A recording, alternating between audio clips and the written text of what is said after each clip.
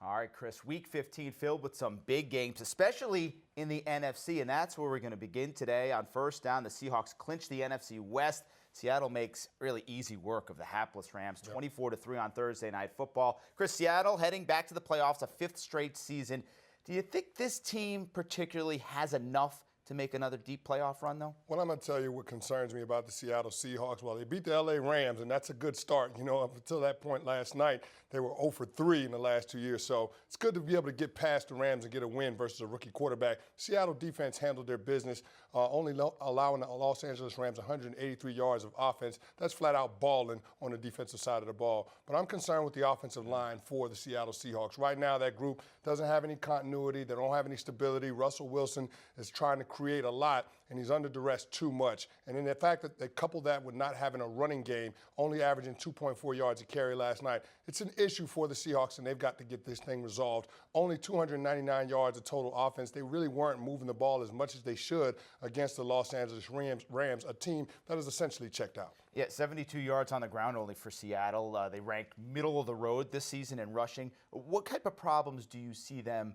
running into in the playoffs? Well, when the weather changes in January in the playoffs, it makes it difficult on the passing game. The receivers, all the chemistry, all that stuff is great, but it's hard to catch the ball because it's cold. It feels like a rock. So you're going to have a running game to lean on. Also, you want your offense to be on schedule, not have those second and long, third and long situations. You want second and 6 or better, third and 3 or better. That's where the Seattle Seahawks have been successful in the past. That's been their formula. When they had Marshawn Lynch in the backfield, they were able to create those type of situations.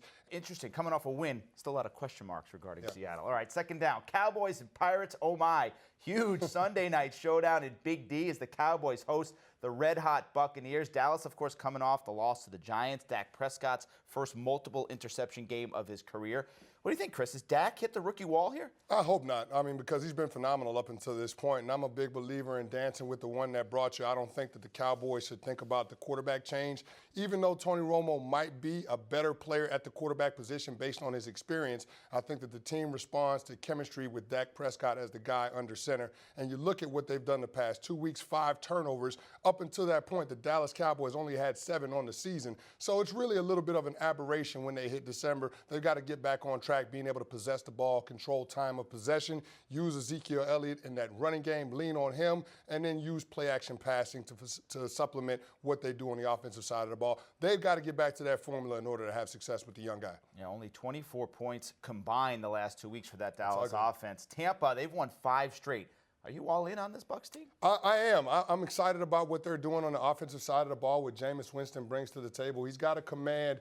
He's got a feel for the quarterback position, and the team responds to him. They believe in him, and you could see it in their play. On the defensive side of the ball, not too many people realize how opportunistic this group is. So what they're doing in terms of their identity of a team is something that's going to play well in the postseason. It'll be a good one Sunday night. All right, moving on to third down. Lions and Giants in the Big Apple. Detroit comes into the game winners of 5 straight. Giants coming off a huge win, of course, over the Cowboys.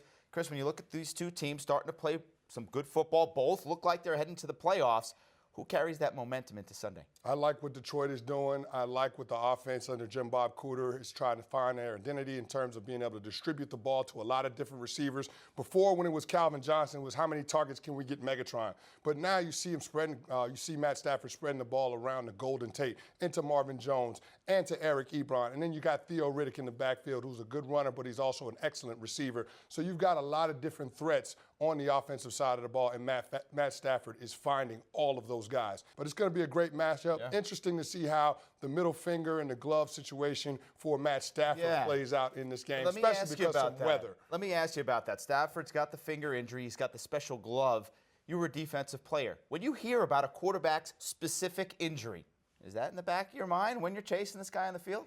Maybe just a little bit, but you're just happy to get to him when you're a defensive lineman because you're having to fight through blockers to get back there to try to attack the pocket. And so when you can get to him, that's always a good thing. When you hit the quarterback, you affect the passing game, and that'll certainly be the game plan for the New York Giants, what their defensive front has been doing of late.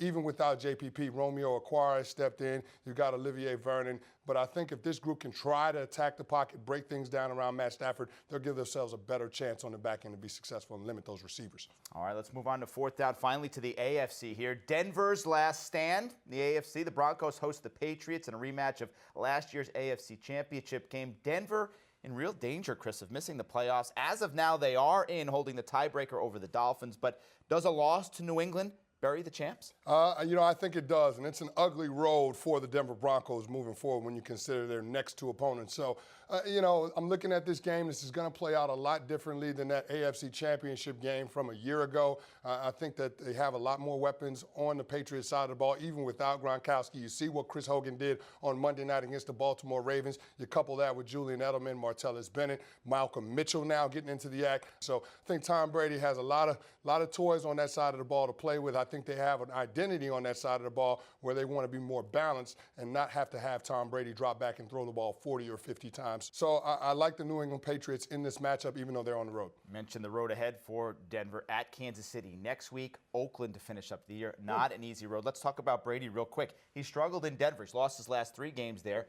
2 games lost there in Denver last year's completion percentage combined was 51% in those games against the Broncos. Do you see Tom still having some trouble in that stadium out there in the Mile High City? Well, you mentioned that he struggled in the past. That means he's due, right? Yeah. He's due to have a good game out One there. way to look at it, At yes. some point, Tom Brady is going to play well out in Denver, and this might be the year. You look at the Denver Broncos' run defense. It's not very good, and we talked about it. Patriots, a top 10 group in terms of rush attempts in the National Football League. LeGarrette Blount has been a terror all year long. He's been a battering ram for them. I think that kind of balance only helps Tom Brady when you keep the offense on schedule, stay out of obvious downs and distances where they have to throw the ball. He's that much more precise in terms of being able to identify the defense and get the ball to the open guy.